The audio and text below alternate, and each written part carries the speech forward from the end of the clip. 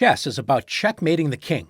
So while you might be winning in terms of having more pieces, or dominating the board, or having more time on your clock, if your opponent finds a way to checkmate you, it's game over. So above all else, you must protect your king. You've already learned that castling is one way to protect your king and get it out of the dangerous center.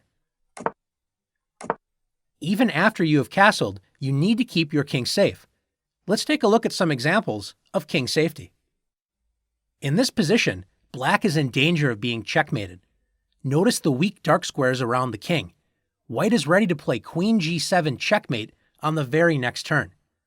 How can black add a defender to the g7 square and avoid checkmate? Bishop f8. The dark squared bishop arrives just in time to prevent checkmate on g7 and attack the white queen. Let's take a look at another example. In this position, white decides to capture the knight on g6.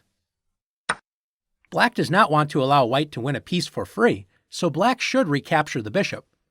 Does it matter which way black recaptures the bishop? In this case, one capture loses the game instantly, and the other move keeps the game going. Let's take a look at h takes g6. This move looks okay, but notice it opens up the h-file, and black is in big trouble.